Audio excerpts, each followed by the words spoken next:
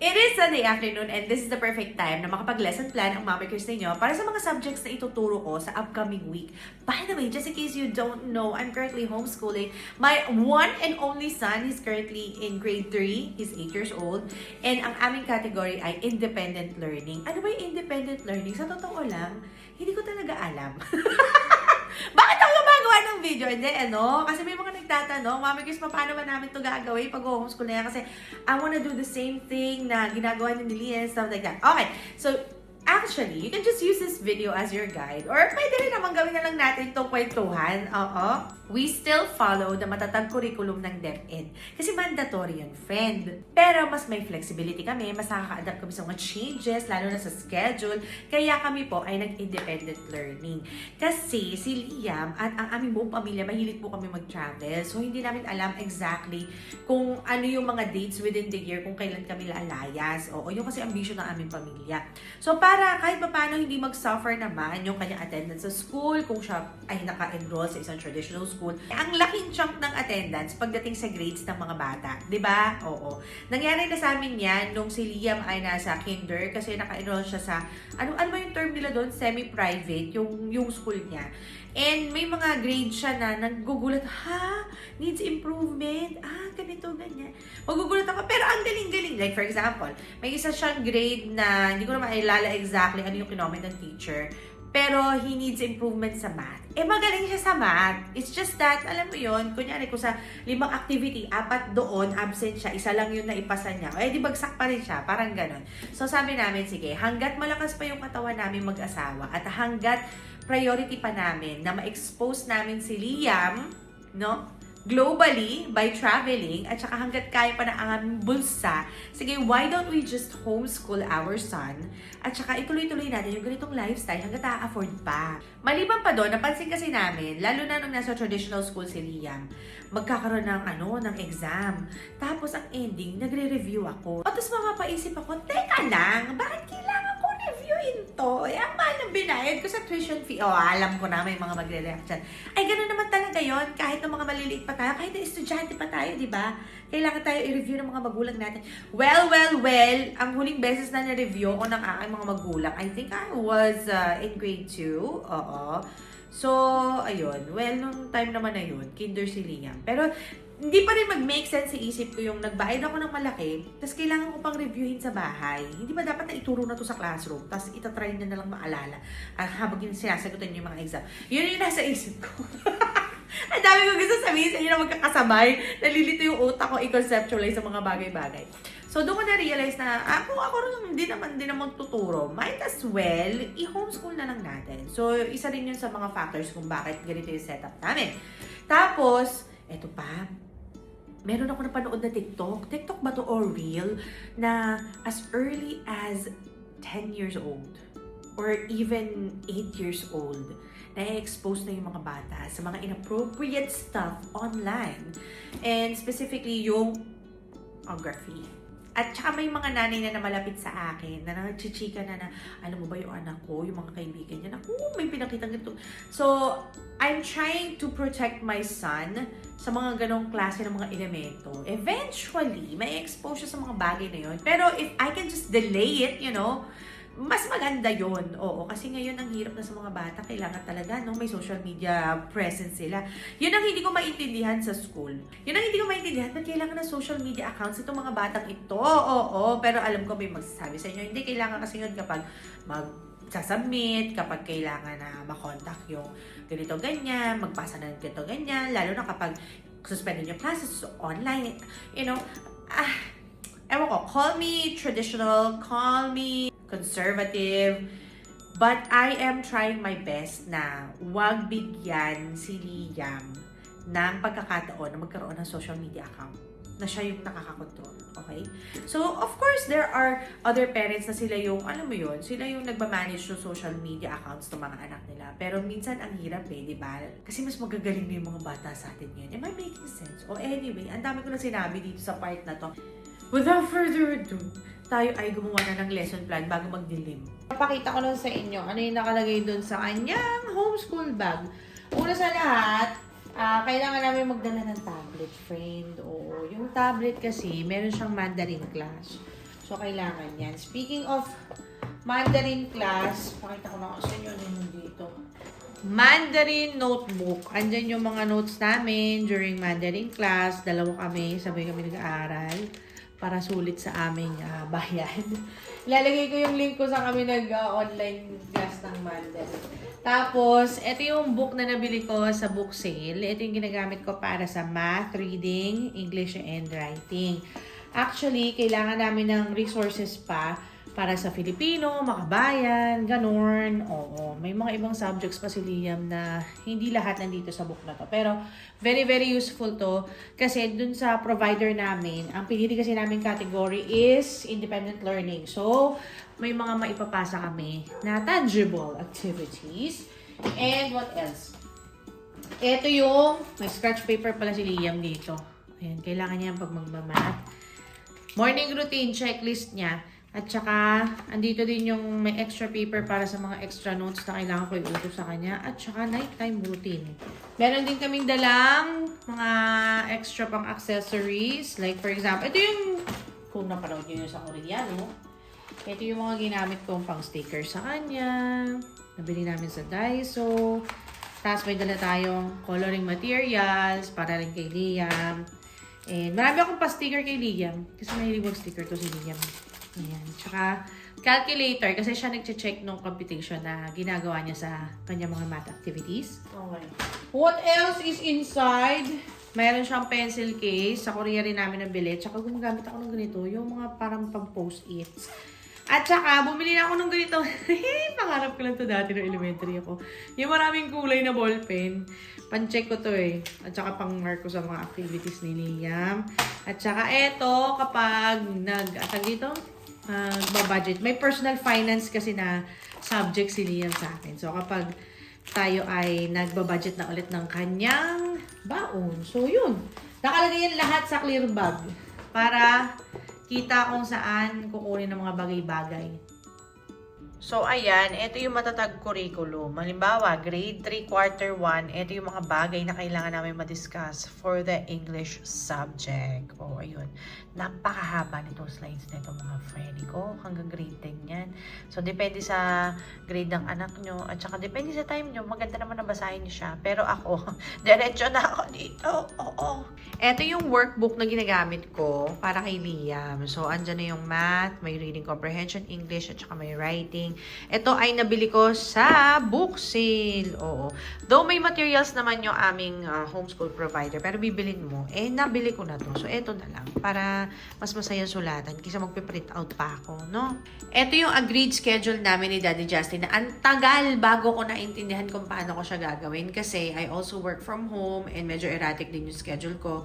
Pero sabi ko sa kanya, gawin natin na 4 days sa isang linggo siya mag-aaral. Oo, napakadali lang turuan ni Liam kasi pag natututukan mo talaga anak mo, makikita mo kung gaano sila katalino. So, matalino yung anak ko. Anyway, dito sa English, eto, magiging niya to, quiz niya to, yung vocabulary list. Tapos, bukas, etong multiple meaning na words, ilang pages ba yan? O, yun, sakto. 1, 2, 3. Yan ang lesson namin bukas. And as part of his MAPE class, di ba may music yun? In-enroll ko na si Liam long ago sa piano lessons. So, hindi na kami masyadong nagkakaroon ng discussion na technical pagdating sa music. Kasi eto na yun. Eto na siya. So, nag-hire ako ng piano teacher na halagang 400 pesos kada 1 hour. Meron akong substitute piano teacher na nasa 350 pesos per hour. Twice a week yun. Oo. So, yun ang ginagawa ni Liam. And ang performance task niya nangyayari every Sunday kasi nagpe-prelude siya before kami mag-sacrament meeting sa church. Yung mga ganito, sobrang helpful nito kasi kailangan color-coded ang mga bagay-bagay sa akin. Okay, so, English lesson. Page 19 hanggang, teka lang, ano nga yun? 21. Yan, lagay na natin yan dyan para maaalala ko. Pagkatapos, gusto ko rin siya na meron siyang reading time. So, itong book na to, may mga ganito rin siyang klase ng activities to check yung reading comprehension. So, si Liam, ayan, ito, kailangan niya masagutan to. 2 pages. Okay. So, still part ng English subject niya. So, answer page 102 hanggang 103. Okay. Mabilis makaunawa ang mga bata basta tinututukan nyo sila. Kaya yung mga nagsasabi na, "Nako, tigas na ulo na anak ko, hindi ko kaya, ganito, ganyan." Try nyo munang tutukan sila. Nag-anak ka nga eh, kinaya mong i-irian eh. Kaya mo turuan yan, maniwala ka. Oo. Hindi mo kailangan na pahirapan ang sarili mo. Alam nyo, ito nga pala ha, homeschooling is not private or public school at home. Pwede kayong maglaro. Etong mga bagay na to, hindi niya kailangan na lagi nakaupo, to sinasagutan niya.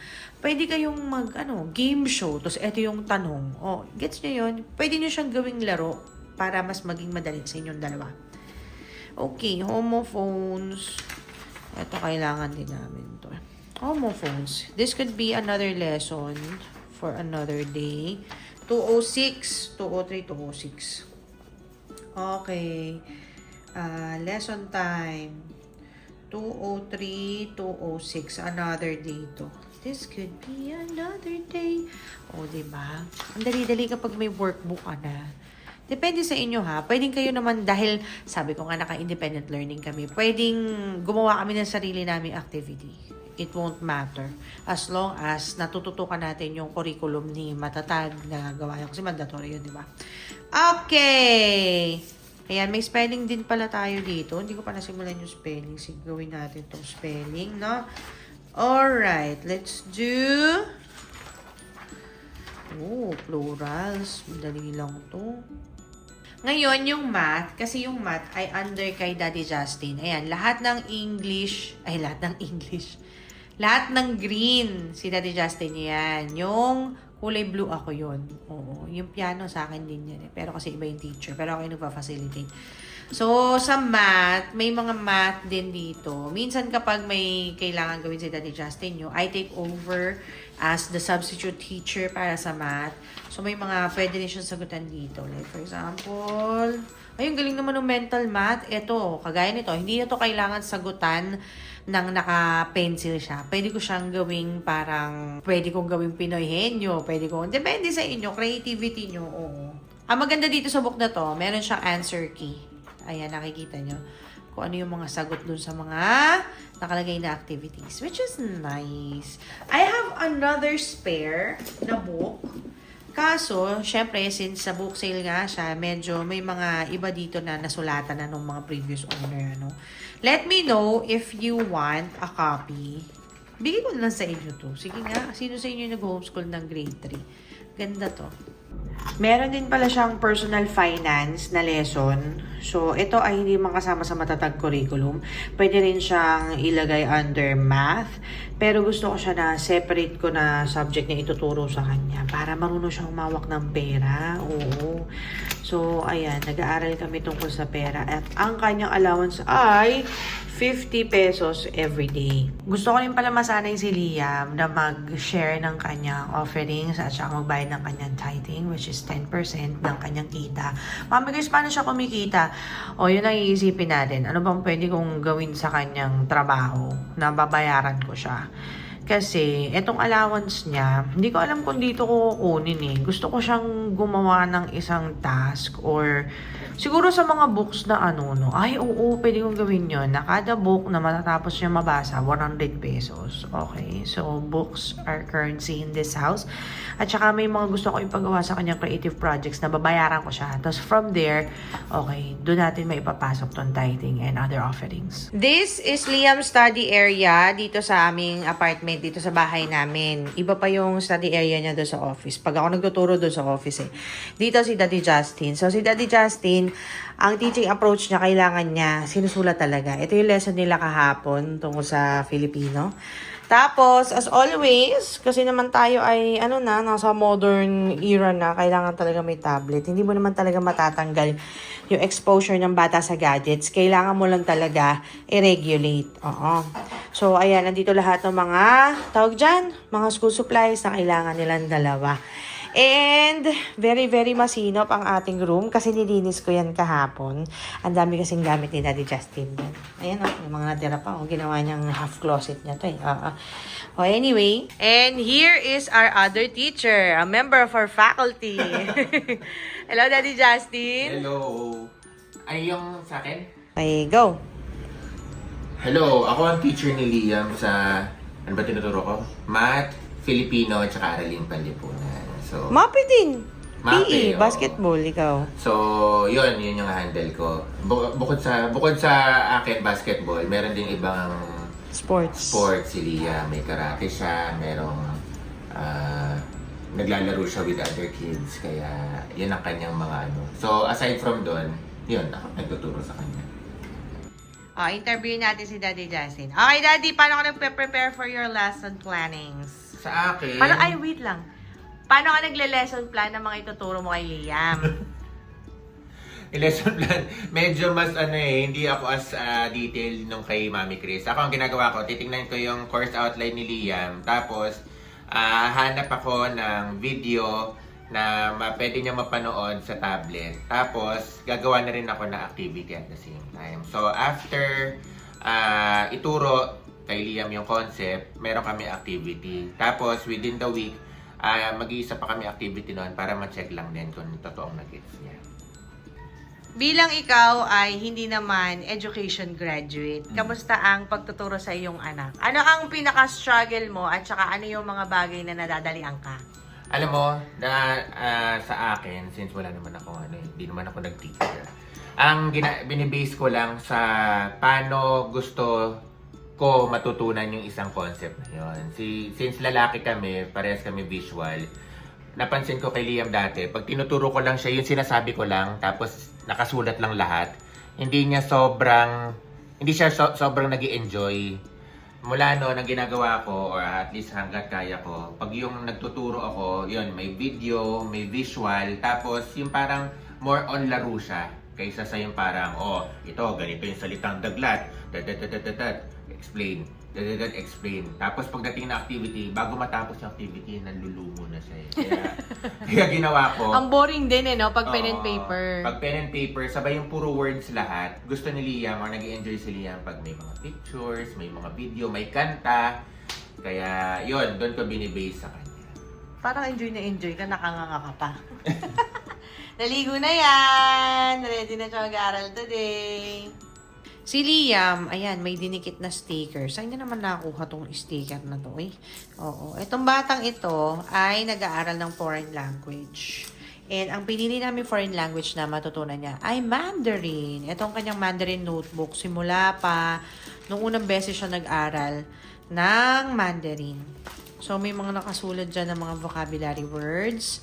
And ako yung nagsusulat ng Chinese characters kasi medyo may background ako sa Mandarin kasi Chinese school ako ng elementary. Pero hindi niyo ako makakausap marunong lang ako magsulat. Ganon, oo. Tapos, mas okay si Liam pagdating sa pagsasalita. Mas kaya niya magsalita. Oo, ayun. Pero very, very basic lang. Ito ay ginagawa ko lang para magkaroon siya ng karagdagang brain power. Tapos na kasi yung batch ng lessons this month and kailangan ko ulit mag-renew, magbayad another 3,000 pesos for another 20 sessions kasama yung mga iba't ibang bata. Ito online nila to ginagawa. So, ayun. Ito pala yung book ni Liam nung grade 2 siya. May mga iba pa dito activities na pwede kong magamit. Like for example, etong pagme-measure na skill, pwede ko ito magamit sa science class niya para pag maggagawa kami ng mga experiments, gano'n. So, naturuan ko na siya paano mag-measure ng inches. Pupunta na tayo sa yung yung centimeters. Okay. Gawin nating orange para cute. Ayan, ito yung mga nasagutan na ni Liam eh. So, let's do this. Wait, page 238, 237. Okay, so I will use this as part of his science. Yan. So, pang science niya to na skill. Ha? Though may math din siya. Ganun din naman. Magkakabit din naman yung mga yan. Yan. Gagawin namin tong part na to. Tapos, meron kaming experiment. Gagawa kami ng rainbow. Last time, ang ginawa namin, gumawa kami ng, ng cloud in a jar. Yan, nagawa namin to together. Nakita nyo siguro yun sa previous na vlog. Pero, bukas, ito yung gagawin namin. Gawa tayo ng rainbow. Oo. 260. Ayan. Experiment. Yun yung mga gusto ni Liam gawin. Nag-experiment, tapos nagre-report siya. Yun. So, kahit na pang grade 2 to, pwede ko pa rin naman gamitin. Kasi nga, naka-independent learning tayo, flexible tayo, I can adjust. At ako ang nasusunod. Ayan, gamitin natin siya. Magandang lesson din to. Pwede natin itong ituro this week. Kasi may garden tayo sa taas, di ba, sa rooftop. So, pwede ko tong pag-usapan doon. Not necessarily na kailangan nakaharap ako sa board and meron akong chalk or meron akong pentel pen or naka-pen and paper kami. Ito pwede ko i-execute as if we're just gardening. Ganun lang. Oo. So, matuturo ko sa kanya yung mga bagay na yan. Meron pa akong isa pang gusto pang activity sa science. Alam niyo yung yung laruan na, yung ginaganon, yung nilalapiro, tapos may naghihiwa-hiwalay, tapos yung mga slime na gano'n. Gagawa kami ng gano'n ni Liam. Hindi ko pa alam sa kung anong subject ko siya pwedeng magamit. Pero feeling ko sa science eh. So maglulusaw kami ng, pwede ko ito, oo nga no. Pwede ko ituro yung solid liquid gas sa pamamagitan nito mga materials na to. Bongga, okay. So we'll do that this week. By the way, ito pala ang homeschool area ni Liam dito sa aking office. Ayan ang itsura po niya ng kanyang schedule. Makikita niyo dyan, siya ang nagsulat. Medyo struggle lang, nabulol pa. Medyo struggle lang tayo sa penmanship kasi kaliwete kasi siya. Oo. So, ayan ang kanyang schedule. And dito, madalas si Liam nag-aaral. Oo. Ayan yung kanyang piano, announcement, bulletin board. Tapos may trolley kami dito ng mga bagay na kailangan niya sa kanyang pag-aaral. Ayoko nang masyadong aesthetic. Gusto kong simple lang. Yung talagang magagamit lang. Wala kami blackboard dito kasi dito kami nagsusulat sa papel na to. Di Manila paper. Sa taas kasi naka-whiteboard sila doon eh, no? Pero kami dito, di papel kami ni Liam. Kung kailangan lang ng konting discussion na kailangan magsulat. At syempre, dahil nasa corner siya, may buhok pa, no? Medyo nasa corner kasi si Liam, kaya medyo malamig dito. Kailangan naka-jacket talaga ng batang to.